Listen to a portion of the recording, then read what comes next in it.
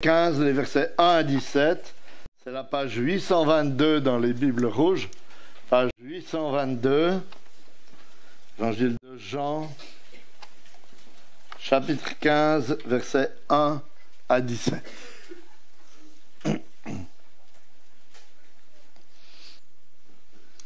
C'est Jésus qui parle, et voilà ce qu'il nous dit. Moi, je suis le vrai cep, et mon Père est le vigneron. Tout sarment qui est en moi et qui ne porte pas de fruit, il le retranche, et tout sarment qui porte du fruit, il l'émonde afin qu'il porte encore plus de fruits. Déjà vous êtes émondés à cause de la parole que je vous ai annoncée. Demeurez en moi, comme moi en vous. De même que le sarment ne peut de lui-même porter du fruit s'il ne demeure sur le cep, de même vous non plus, si vous ne demeurez en moi. Moi, je suis le cep, vous, les sarments. Celui qui demeure en moi, comme moi en lui, porte beaucoup de fruits, car sans moi, vous ne pouvez rien faire. Si quelqu'un ne demeure pas en moi, il est jeté dehors comme le sarment, et il sèche. Puis l'on ramasse les sarments, on les jette au feu, et ils brûlent.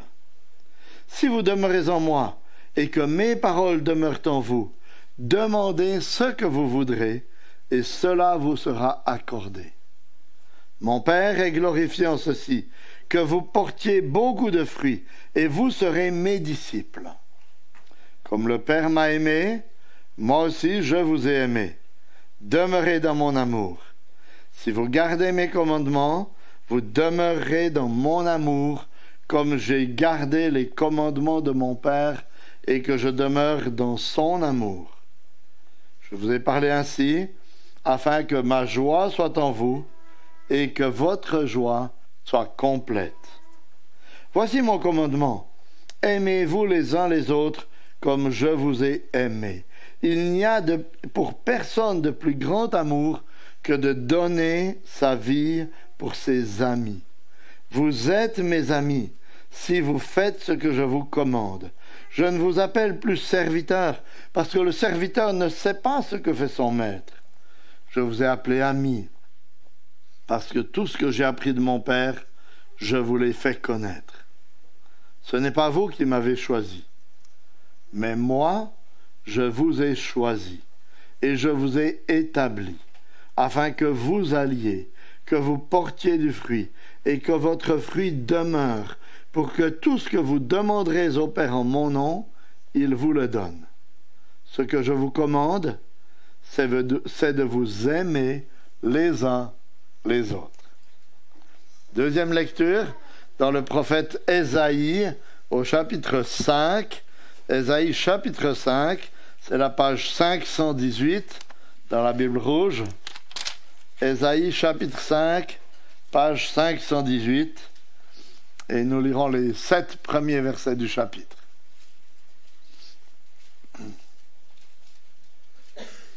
À nouveau une histoire de vigne. Ésaïe chapitre 5. Or donc je chanterai à mon ami le chant de mon bien-aimé sur sa vigne. Mon ami avait une vigne sur un coteau fertile. Il la défonça, ôta les pierres et planta un cépage délicieux. Il bâtit une tour au milieu d'elle. Il y creusa aussi une cuve, puis il espéra qu'elle produirait des raisins, mais elle a produit des fruits infects. Or donc, maintenant, habitants de Jérusalem et hommes de Juda, soyez juges entre moi et ma vigne. Qu'y avait-il encore à faire à ma vigne que je n'ai pas fait pour elle? Pourquoi, quand j'ai espéré qu'elle produirait des raisins, a-t-elle produit des fruits infects? Or donc, je vous ferai maintenant connaître ce que je vais faire à ma vigne. J'en arracherai la haie pour qu'elle soit broutée. Je ferai des brèches dans sa clôture pour qu'elle soit foulée aux pieds. Je la réduirai en ruine. Elle ne sera plus taillée ni cultivée. Les ronces et les épines y croîtront. et je donnerai mes ordres aux nuées afin qu'elles ne laissent plus tomber la pluie sur elles.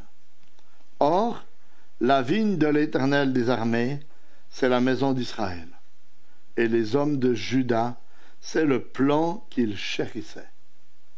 Il avait espéré la droiture, et voici la forfaiture, la justice, et voici le cri du vice.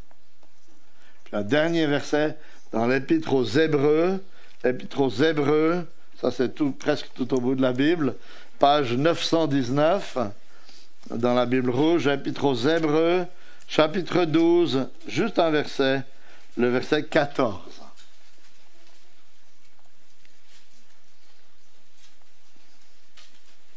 Hébreux 12, 14. Recherchez la paix avec tous et la sanctification sans laquelle personne ne verra le Seigneur. Jusqu'ici, nos lectures dans la parole inspirée de Dieu, et on va encore prier avant de laisser la place à Valentin. Seigneur notre Dieu, merci pour ta parole. Merci parce qu'elle est inspirée de ton esprit. Ce même esprit qui agit dans le cœur du croyant. Ce même esprit qui est à l'œuvre lorsque ton Église se rassemble. Et nous voulons te prier que cet esprit agisse dans nos cœurs à tous. Te prions aussi qu'il agisse particulièrement dans le cœur des enfants qui vont se rendre à l'école du dimanche, dans le cœur de la personne qui les enseignera, qu'ils puissent dès leur jeune âge, Seigneur, entendre la vérité de l'Évangile et être transformés par elle afin de vivre pour toi. Seigneur, nous nous attendons à toi. Nous te demandons de soutenir notre pasteur Valentin dans la proclamation de ta parole et d'ouvrir nos cœurs et nos oreilles. Dans le nom de Jésus. Amen. C'est le moment où les plus jeunes enfants peuvent se rendre à l'école du dimanche avec Esther, et je laisse la place à notre pasteur.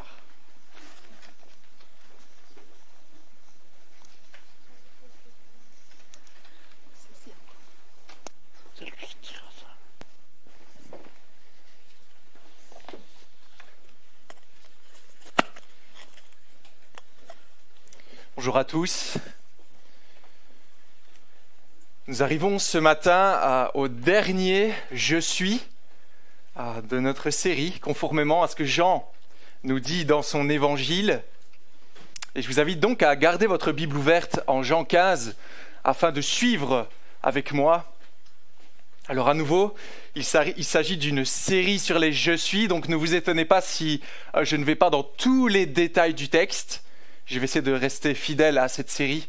Donc ne venez pas me dire après, tiens, tu n'as pas parlé de ce verset, etc. Donc, on peut en parler bien sûr, hein, mais je vais essayer d'aller dans ce sens-là.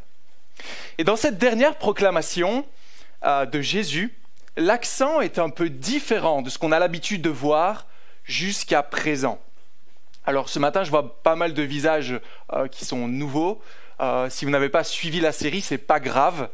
Vous êtes bienvenus avec nous ici pour avancer dans Jean 15. Mais qu'avons-nous dit jusque-là? Jésus s'est présenté sous différents angles, afin qu'on puisse comprendre un peu plus qui est Dieu, comment il fonctionne. Et on a vu des angles dans la personne de Jésus qui montraient un manque en fait chez l'être humain, un manque que Jésus venait combler. Petit rappel de ce qu'on a vu jusqu'à présent. Jésus nous a dit « Je suis le pain de la vie ». Jésus comble nos besoins. Jésus est le seul qui peut nous rassasier dans le domaine spirituel. Jésus dit « Je suis la lumière, le seul qui nous éclaire car nous sommes dans les ténèbres ». Il a dit « Je suis la porte et le bon berger ». Le seul qui nous protège, le seul qui nous conduit dans de verts pâturages. Je suis la résurrection et la vie, le seul qui nous donne la vie, car nous sommes morts dans notre péché, morts pour la vie éternelle sans Dieu. Et enfin, ce que nous avions vu la dernière fois, je suis le chemin, la vérité et la vie, soit Jésus, c'est le seul qui peut nous conduire dans la demeure du Père. Maintenant, que se passe-t-il dans notre texte ? on voit une dernière facette de Jésus. Il nous dit « Je suis le cep ». Et cette façon de voir Jésus, plutôt que de voir un manque qui est comblé, même si c'est dans un certain sens le cas, ça va révéler aussi certaines choses à propos des effets les effets que nous devrions avoir.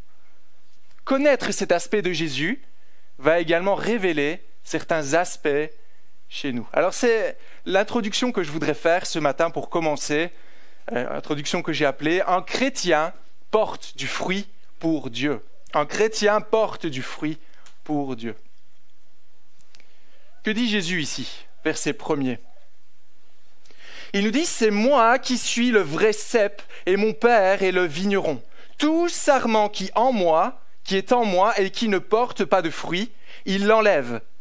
Tout sarment qui porte du fruit, il le taille afin qu'il en porte encore davantage. » Jésus se présente ce matin sous l'image d'une vigne, et plus précisément d'un cep, pour nous révéler un peu plus de l'intention divine de Dieu envers nous. Si nous regardons cette image que Jésus emploie ce matin, qui est Dieu dans cette parole ? Verset 1er. Dieu est le vigneron. Jésus est le cep. Alors déjà, si on réfléchit là, à votre avis, quel est le plus grand désir d'un vigneron ? Un homme qui passe tout son temps à prendre soin de la vigne, la planter, enlever les mauvaises herbes, la traiter. Qu'est-ce qu'il espère avoir de cette vigne ? De belles feuilles ? Non. De beaux plants ? Regardez, non. Des fruits. C'est pour cela que le vigneron prend soin de la vigne. S'il n'y a pas de fruits, que se passe-t-il ? On coupe les branches et on les place loin du cep. Alors, quelle réalité Jésus veut-il nous montrer sur base de ce qu'il est ce matin ? Il nous présente ici deux types de personnes. Deux types de personnes qui vont chacune produire certaines choses ou ne pas produire, avoir des effets. Et si on suit la manière dont Jésus parle ici, il nous présente d'abord au verset 2 ceux qui ne portent pas de fruits et qui sont logiquement, selon la parole de Jésus, placés loin de lui. Et ensuite, ceux qui portent du fruit et qui demeurent attachés au cep. Jésus, en se présentant lui-même en tant que cep, nous dit en fait que beaucoup ne comprennent pas l'importance du cep. Et du coup, ils ne servent à rien. Ils ne servent à rien. Verset 6, ils ne servent qu'à être séchés et jetés au feu. Et Jésus nous montre ce matin quelle est l'importance de ce cep.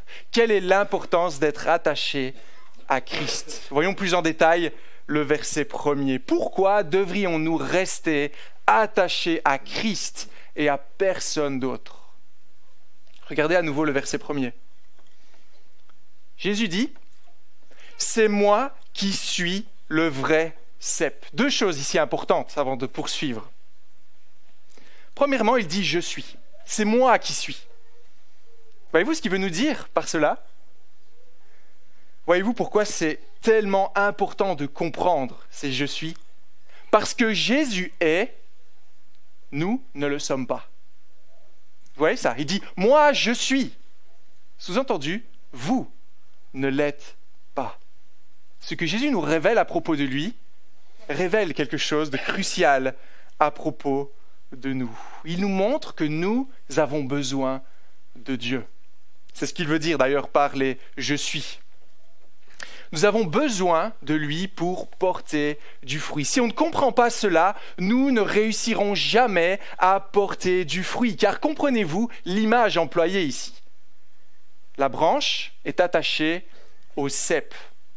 Quand on la regarde, elle n'a pas l'air de faire grand-chose, cette branche. Mais pourtant, cette branche sait pourquoi elle a été créée, quel est son rôle, porter du fruit. Et elle sait qu'en elle-même, elle n'a pas la capacité de porter du fruit. C'est ce que la fin du verset 5 nous dit. Et donc la branche, le sarment plutôt, s'il veut accomplir ce pourquoi il a été créé, va tout faire pour tirer sa croissance, tout ce dont il a besoin à partir du cep. Pourquoi ?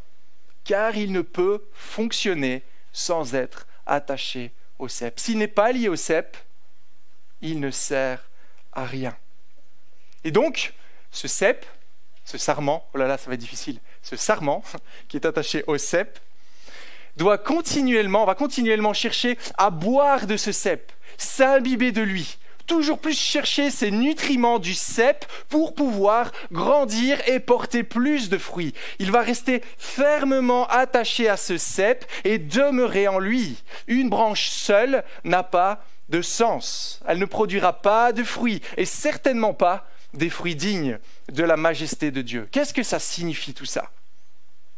En étant indépendant, en agissant même d'une manière honorable aux yeux du monde, nous devons savoir qu'aucune de nos œuvres ne peuvent plaire à Dieu. Ésaïe nous dit à certains endroits que même nos plus belles œuvres sont comme un linge taché de sang devant l'Éternel. Ça n'a aucune valeur, c'est répugnant. Il n'en veut pas. Et de toute manière, à cause de notre péché, à cause de notre cœur pécheur, tout ce que nous pouvons amener à Dieu, c'est notre péché. Il n'y a rien de bon que l'on peut apporter à Dieu. Et donc voyez-vous pourquoi ce « je suis » est tellement réconfortant. Parce que Jésus est, alors c'est bon. Parce que lui accomplit cette œuvre en nous, alors Dieu prend plaisir. Vous pouvez tout avoir en ce monde. Vous pouvez même, à vos yeux, porter un certain fruit. Si vous n'êtes pas attaché au cep, cela ne sert à rien. Et vous êtes loin de l'essentiel de votre vie. Car nous ne sommes pas au niveau pour plaire à Dieu. Mais Christ l'est. Christ l'est. Lui, il est au niveau. Et donc ça doit nous conduire à rester fermement attachés à ce cep. Continuons. Jésus dit, c'est moi qui suis le vrai cep. Et il y a encore un élément important ici avant de continuer. Quand j'ai préparé cette prédication, j'avais un refrain qui me venait en tête d'un chant que je chantais à l'époque, quand j'étais encore dans une autre église. Et ce chant disait « Je suis le cep, vous les sarments. Je suis le cep, vous les sarments, portez du fruit. » Je ne vais pas vous la chanter, j'ai pas envie. Mais c'était ça, ce que disait le chant. C'était le refrain. « Je suis le cep, vous les sarments, portez du fruit. » Mais est-ce que c'est exactement ce que Jésus dit? Non. Qu'est-ce qu'il dit Jésus ici au verset 1er? Il dit « Je suis le vrai cep ». Pourquoi n'a-t-il pas dit « Je suis le seul et unique cep » ? N'est-ce pas suffisant? Non, je suis le vrai cep. Et voyez-vous ce que ça sous-entend si Jésus est le vrai cep? Qu'il y a d'autres ceps en ce monde. Il y a beaucoup d'autres ceps en ce monde auxquels potentiellement beaucoup vont vouloir s'attacher, dans lequel beaucoup vont vouloir demeurer. Mais Jésus nous dit ici qu'ils ne pourront jamais produire les bons fruits pour Dieu. Alors j'ai pris ici l'exemple d'Ésaïe chapitre 5 que nous avons lu.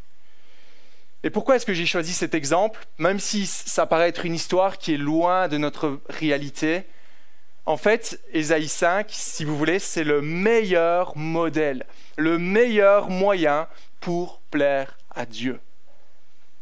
En gros, si vous imitez ce modèle-là à l'époque, c'était le meilleur moyen que vous puissiez imaginer pour pouvoir plaire à Dieu. Qui était cette vigne dont on a parlé en Ésaïe 5? C'était Israël. Qui était Israël? Un peuple choisi par Dieu, aimé par lui. Dieu a pris soin d'Israël. Il les a libérés de l'esclavage en Égypte. Il les a conduits dans le désert. Il leur a donné à boire. Il leur a donné à manger. Il les a conduits vers un pays où coule le lait et le miel.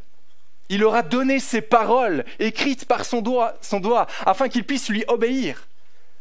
Israël était le peuple particulier dans lequel Dieu voulait vivre. C'était ce que représentait le temple. Et pourtant, qu'ont-ils fait? Ils ont désobéi à Dieu. Ils n'ont pas porté du fruit et ont mérité le jugement de Dieu. Voyez-vous ce que Jésus nous dit ici? Il nous dit qu'il n'y a qu'en Christ que nous pourrons porter du fruit. Il n'y a pas de moyen plus efficace, plus prometteur, plus contemporain à notre époque pour plaire à Dieu que de demeurer fermement attaché à Christ. Alors Israël, c'était le top du top, si vous voulez, du modèle à suivre. Et soyons conscients qu'il y a beaucoup d'autres vignes en ce monde, mais une seule dans laquelle nous serons satisfaits et où Dieu, le Père, sera réellement satisfait du fruit. C'est en Christ. Voilà comment porter du fruit qui plaît à Dieu. Alors je vais terminer tout doucement mon introduction. Ce matin, je ne vais pas vous encourager, vous exhorter à porter du fruit. Pourquoi ? Car Jésus nous dit, si nous sommes chrétiens, si nous sommes réellement nés de nouveau, si vous demeurez attachés au Christ, si vous avez réellement compris l'importance de cela, vous allez porter du fruit. Et vous en portez déjà en fait, que vous le voyez ou non. Si vous êtes en Christ, vous portez du fruit. Et vous vous rappelez, on a dit qu'il y avait deux types de personnes. Il n'y a que les chrétiens qui portent du fruit, tandis que ceux qui font peu de cas de Jésus ne porteront jamais de fruit. Vous voyez, en devenant chrétien, ce n'est pas votre désir, mais ici ce qu'on voit, c'est que c'est le désir du Père, c'est lui le vigneron, c'est lui qui, lorsqu'il a fait son œuvre en vous, dans vos cœurs, vous a recréé pour que vous puissiez porter du fruit, et vous en portez déjà. Lorsque le Seigneur vous a fait passer de la mort à la vie spirituelle, lorsqu'il vous a révélé sa grâce, votre seul désir dans cette vie sera de porter toujours plus de fruits pour lui. Un chrétien porte du fruit, sinon il n'est pas chrétien. C'est ce que nous dit Hébreux 12 au verset 14 en présentant quelques fruits, il y en a d'autres. Recherchez la paix, la sanctification sans laquelle nul ne verra Dieu. Portez du fruit. Et donc là où nous allons plutôt aller ce matin, la direction que nous allons prendre, ce n'est pas comment faire pour porter du fruit, mais plutôt comment faire pour en porter davantage. Parce que c'est ça en fait le désir de votre cœur si vous êtes né de nouveau. Comment est-ce que je peux faire pour porter davantage de fruits pour Dieu ? Alors, comment faire pour porter plus de fruits ? Quel est le secret ? Quel est le secret de tous les secrets que nous révèle Jésus ? Voyez le verset 7 et le verset 10 avec moi. Si vous demeurez en moi et que mes paroles demeurent en vous, vous demanderez ce que vous voudrez, cela vous sera accordé.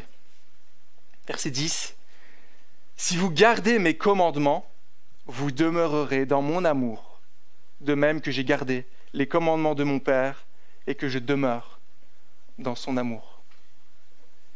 Le secret de tous les secrets pour porter toujours plus de fruits pour Dieu, c'est sa parole. C'est sa parole. Voici une vérité simple, une vérité claire. Si vous voulez porter du fruit, toujours plus, vous devez demeurer dans sa parole. Et j'espère que je ne vous déçois pas ce matin avec cela. Vous dites, oh, mais je m'attendais peut-être à autre chose. Et non, ce que Jésus nous dit, c'est de demeurer dans les commandements de l'Éternel, dans la parole de Jésus. Et parfois, certains chrétiens me demandent combien de fois ils doivent lire la Bible chaque jour ou par semaine. Combien de temps il faut que je consacre à la Bible ? Et ça, ce n'est pas la bonne question. Ce n'est pas la bonne question. Voyez-vous comment l'image de la vigne nous aide à donner des réponses à cela ? Si comme ce sarment, notre plus grand désir, c'est de porter du fruit, et que nous avons compris qu'en nous-mêmes, on ne peut pas en porter, nous chercherons à demeurer en lui, boire de lui, être imbibés de lui. Et Jésus nous dit que la voie par excellence pour faire cela, c'est de toujours plus aller vers sa parole. Dieu nous a donné un livre. Dieu nous a donné une lettre dans laquelle il nous parle et il nous montre certes comment être sauvé à travers l'Évangile, mais aussi dans laquelle il nous conduit comme sur une carte. Comment faire pour demeurer toujours plus dans cette parole ? Deux vérités à comprendre maintenant. Ma grande fille, Ellie, vient de rentrer en CP. Alors, au mois de septembre, elle est rentrée en CP. Et il y a quelque chose de nouveau qui s'est passé en CP. C'est qu'elle est revenue à la maison avec beaucoup de livres. Français, maths, sciences. Elle se plaint même que c'est lourd dans son cartable. Il faut même porter son sac pour aller. Alors pourquoi a-t-elle tous ces livres, à votre avis ? Eh bien parce qu'Élie n'est pas née avec toute la sagesse, toute la connaissance, toute la science du monde. Mais elle a reçu ça pour qu'elle puisse être instruite, pour former son esprit, pour qu'elle puisse apprendre toujours plus de choses. De la même manière, voyez ce que ça signifie pour nous chrétiens. Premièrement, nous devons comprendre que nous n'avons aucune sagesse en nous-mêmes, aucune intelligence pour comprendre les choses spirituelles et pour nous diriger en ce monde. Nous devons comprendre que nous ne pouvons aller d'un point à un autre, d'une décision à une autre, d'une action à une autre, sans passer par la parole de Dieu. Voilà comment demeurer, dépendre entièrement du cep, se mettre à l'écoute de ce qu'il nous dit. Car il n'y a que dans la parole de Dieu que nous pourrons comprendre la pensée de Dieu. Maintenant, si Élie pense qu'elle connaît tout, elle ramène tous ses livres à la maison et elle dit « mais c'est bon, je n'ai pas besoin de regarder ça parce que je connais tout ». Qu'est-ce qui va se passer ? Premièrement, elle va fermer tous ses livres, elle va les laisser en place. Et deuxièmement, elle ne grandira jamais dans ses connaissances des maths, des sciences et des français, n'est-ce pas ? Si on pense avoir tout compris, et attention, c'est subtil, parce que souvent on ne se le dit pas clairement, mais si on pense ne pas avoir besoin de la parole à chaque instant de nos vies, où est-ce que ça va nous conduire ? À la fermer, la mettre de côté, sur notre étagère, ne jamais écouter Dieu nous parler, et on ne va jamais grandir en tant que chrétien. On va mépriser la parole de l'Éternel. Et il y a un danger qui est là.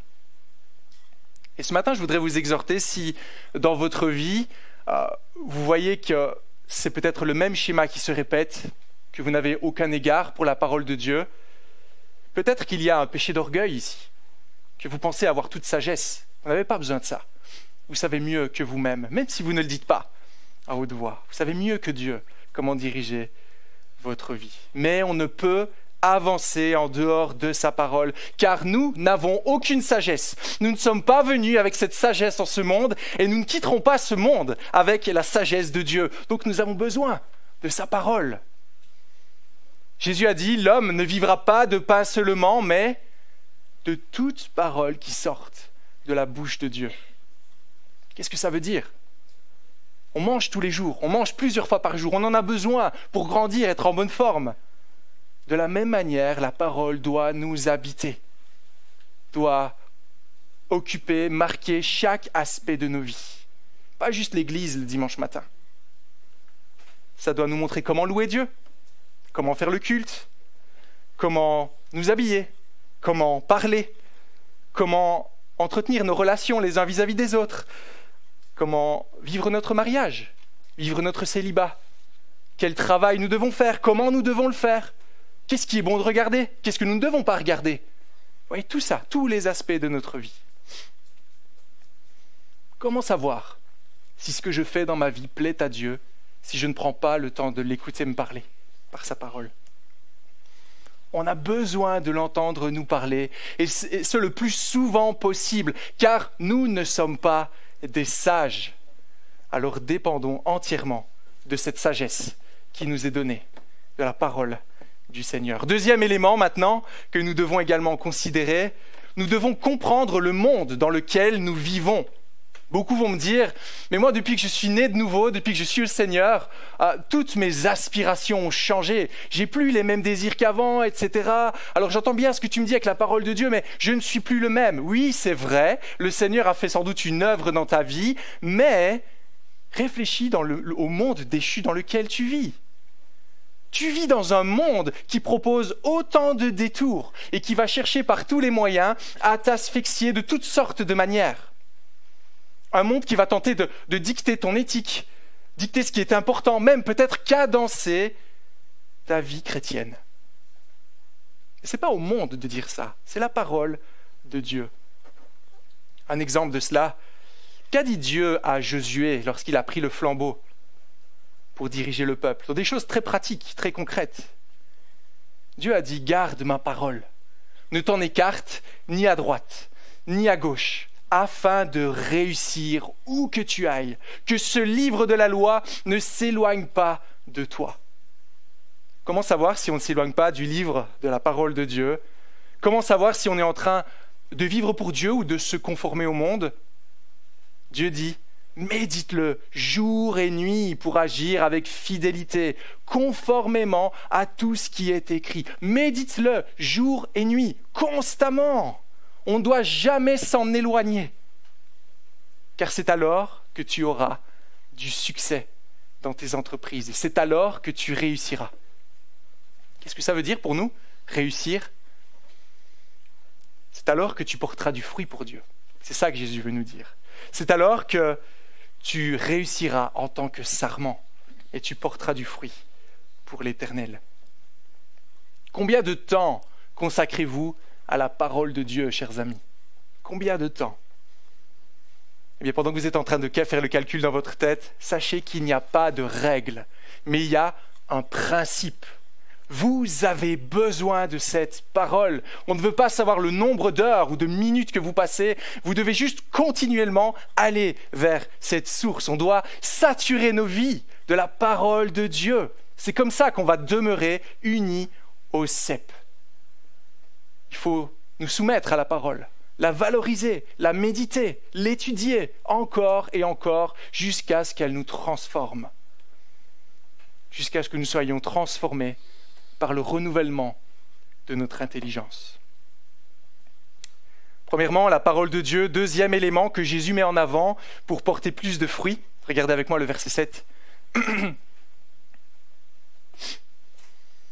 Si vous demeurez en moi et que mes paroles demeurent en vous, vous demanderez ce que vous voudrez et cela vous sera accordé. Verset 16.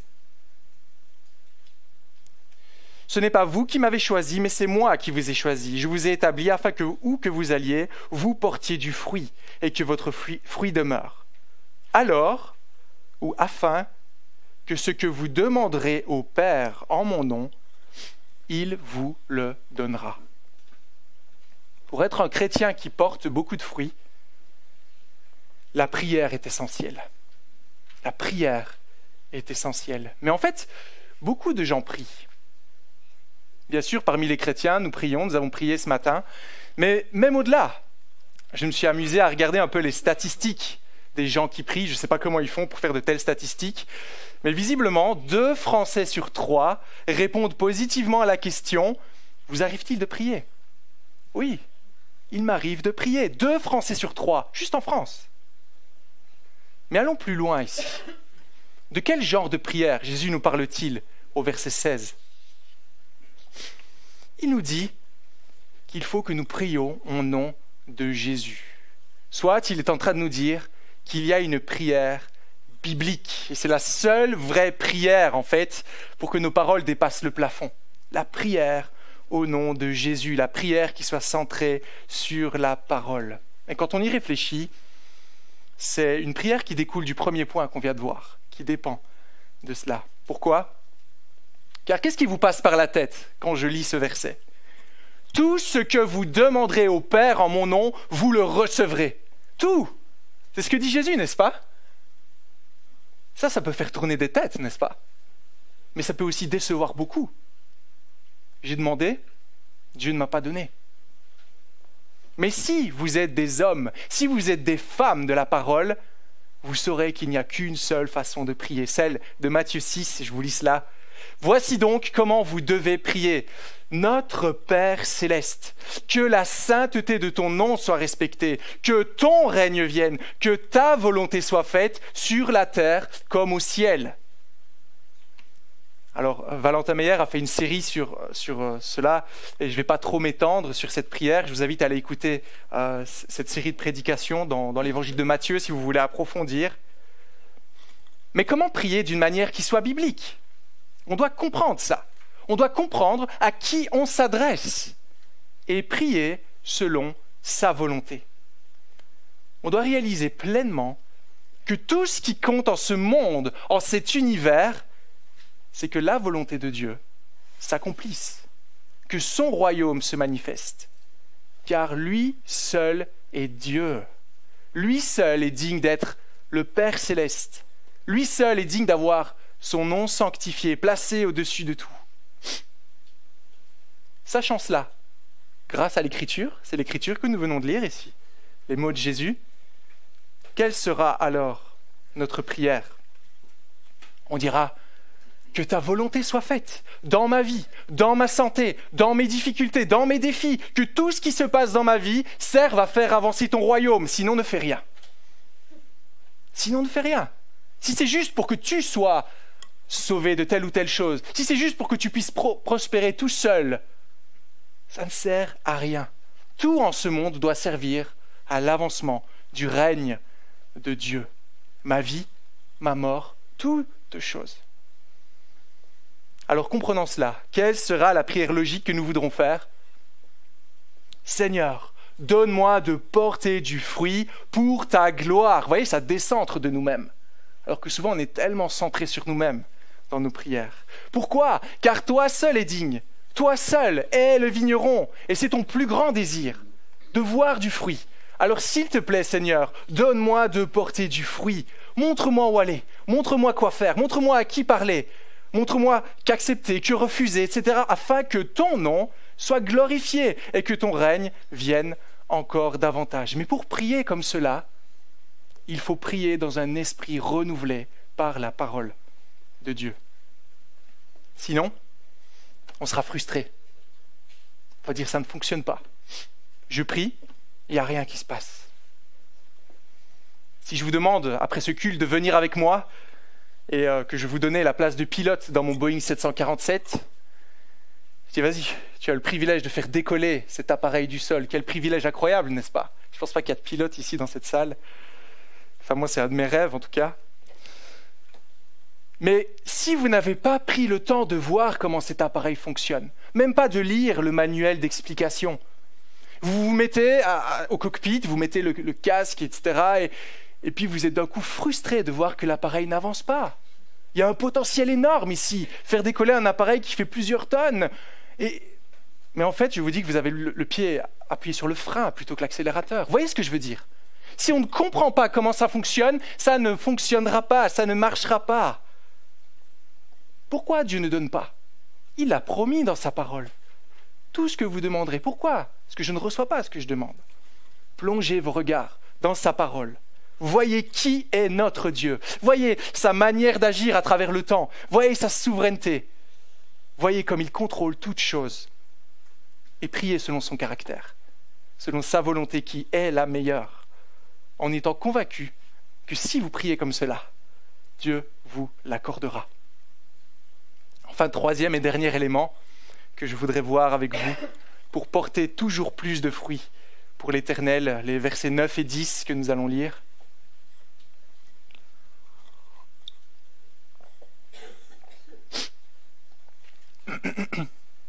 Tout comme le Père m'a aimé, moi aussi je vous ai aimé. Demeurez dans mon amour. Si vous gardez mes commandements, vous demeurerez dans mon amour, et de même que j'ai gardé les commandements de mon Père, et que je demeure dans son amour. Quel est le moteur le plus puissant pour que nous puissions porter toujours plus de fruits pour Dieu? C'est l'amour. L'amour. Mais attention, pas n'importe quel amour. C'est important de définir. Ce n'est pas l'amour humain tel qu'on le connaît. Et même souvent, en tant que chrétiens, nous avons tendance à réduire l'amour de Dieu à cause de mauvais mécanismes de pensée, à cause de ce que le monde nous renvoie. C'est comme ça qu'on est censé aimer, c'est comme ça que ça se passe. Et je voudrais juste souligner 2 pièges afin que nous puissions progresser dans la connaissance de l'amour de Dieu. Premièrement, faites attention de ne pas évaluer l'amour de Dieu en fonction de l'amour que nous avons pour lui. C'est souvent comme ça qu'on fonctionne, de nouveau de manière inconsciente. Et c'est d'ailleurs le problème de beaucoup de chants contemporains dans l'Église. On décrit notre amour pour Dieu, notre amour pour Dieu. On chante « Oh, comme j'aime Jésus !» Mais comme le disait un prédicateur, y a-t-il vraiment quelque chose à chanter dans mon amour pour Dieu? Alors, je ne suis pas en train de dire que c'est mal ou c'est faux de chanter notre amour pour Dieu, on peut le faire. Mais attention de ne pas jauger l'amour que Dieu a pour nous en fonction de cela. Pourquoi? Car notre amour est un amour fluctuant. Un amour marqué par le péché, malheureusement, qui n'est pas désintéressé, qui dépend des circonstances, qui dépend de nos humeurs, qui est instable et qui ne présente par conséquent en aucun cas l'amour de Dieu envers nous, l'amour que l'Éternel éprouve pour son peuple. L'amour que nous avons pour Dieu est faible, tiède, mais ça ne correspond pas à son amour pour nous. Deuxième piège dans lequel nous tombons parfois, nous évaluons l'amour de Dieu en fonction de notre capacité à faire des œuvres, même en tant que chrétien évangélique. Je m'explique. Certains jours, vous allez vous réveiller de bonne heure, à 6 heures du matin. Vous allez lire votre Bible pendant peut-être 1 heure plus, vous allez prier. Et après, vous allez partir dans la rue, vous allez parler du Seigneur toute la journée jusqu'au soir. Vous avez évangélisé, vous avez parlé de Jésus, vous avez peut-être même eu des conversions. Et là, quand vous rentrez chez vous le soir, comment est-ce que vous vous sentez? Ah, vous vous sentez bien. On se sent en phase avec Dieu. On est comme sur un nuage, on est proche de Dieu. Ah, là, il doit être fier de moi. Mais le jour suivant, que se passe-t-il? Votre réveil a sonné, vous avez oublié de vous lever. Vous n'avez pas pu passer plus de 10 minutes avec la parole, dans la parole de Dieu. Vous n'avez même pas prié, vous n'avez même pas pensé à lui. Vous avez passé toute votre matinée à lutter contre la tentation. Vous êtes même peut-être tombé dans le péché à plusieurs reprises. Comment est-ce que vous vous sentez fin de journée? On se sent mal. On se sent loin de Dieu. Mais qu'est-ce qu'on est en train de faire quand on agit comme ça? On essaye de gagner l'amour de Dieu. On essaye qu'il soit fier de nous en fonction de ce que nous faisons.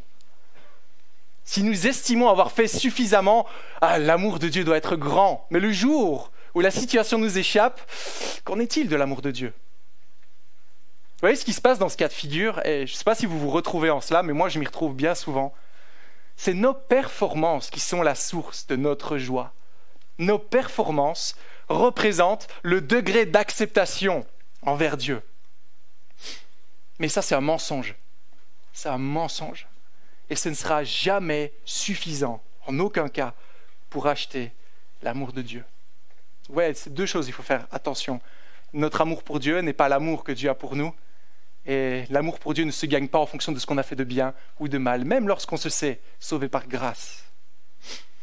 Comment faire pour porter toujours plus de fruits? Vous avez pris un plant de tournesol et vous voulez qu'il porte des fruits, des graines, etc. Qu'est-ce que vous faites? Vous prenez un pot, vous mettez un terreau bien fertile. Vous plantez cette plante, vous l'arrosez. Et ensuite, vous l'enfermez dans un placard. Que va-t-il se passer? Elle va faner, n'est-ce pas? Que se passe-t-il? Pourtant, il y a du terreau. Pourtant, on donne de l'eau. Maintenant, si vous faites pareil et que vous la mettez en plein soleil, que se passe-t-il? Vous allez voir la plante grandir. La tête du tournesol se diriger vers le soleil. En tant que chrétiens, nous lisons la parole de Dieu. Nous prions dans un esprit renouvelé. Mais voyez-vous la seule direction dans laquelle nous devons regarder pour porter toujours plus de fruits? C'est vers la croix de Christ. La croix qui représente l'amour de Dieu envers des pécheurs misérables. Tout ce que nous devons faire, c'est de regarder à l'œuvre parfaite de Christ. Même dans nos échecs, même dans notre faiblesse, même dans notre péché, le Seigneur nous ouvre les bras pour nous dire qu'il nous aime d'un amour éternel, qu'il est mort pour ses péchés. Péchés passés, péchés présents et même les péchés futurs. Que son amour surabonde largement nos échecs.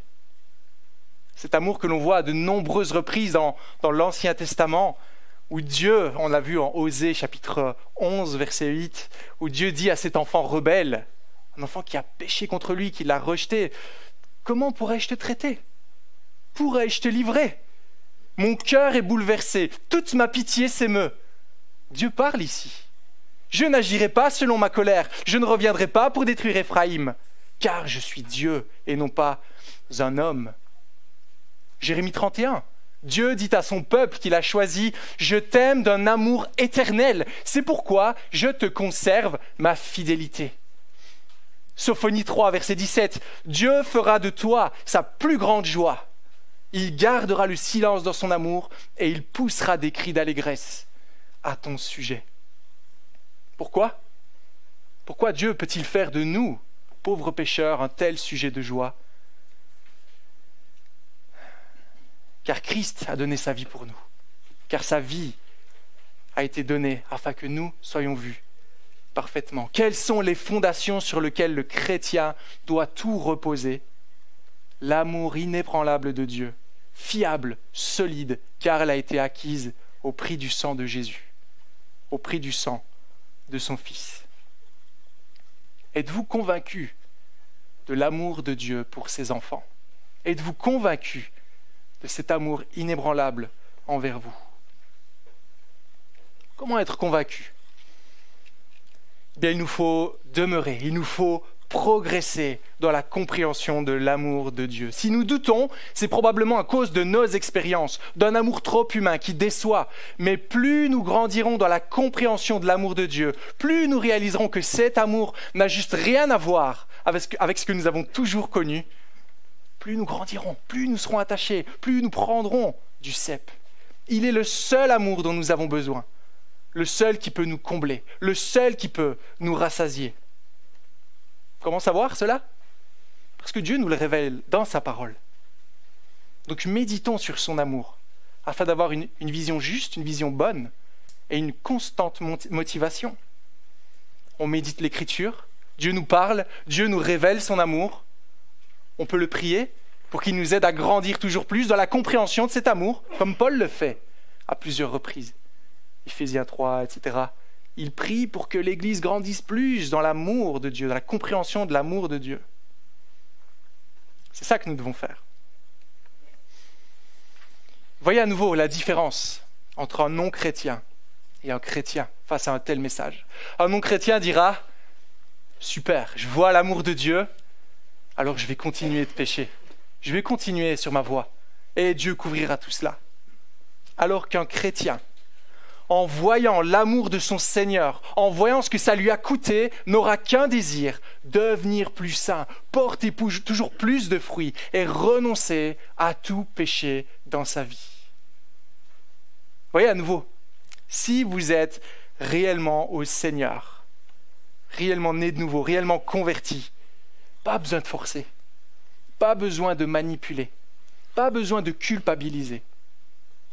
Plus vous comprendrez l'amour de Dieu, plus vous voudrez vivre pour sa gloire. Alors contemplons le Christ, chers amis. Contemplons la grandeur de son amour, la grandeur de son pardon qui est entièrement suffisant. Contemplons la paix qu'il nous donne avec Dieu. Demeurons unis à ce cep et à rien d'autre que cela. Et portons du fruit. Portons toutes sortes de fruits pour la gloire de Dieu. Ne nous lassons jamais de contempler sa sagesse par l'Écriture. Ne nous lassons jamais de le prier en étant convaincus qu'il nous répondra.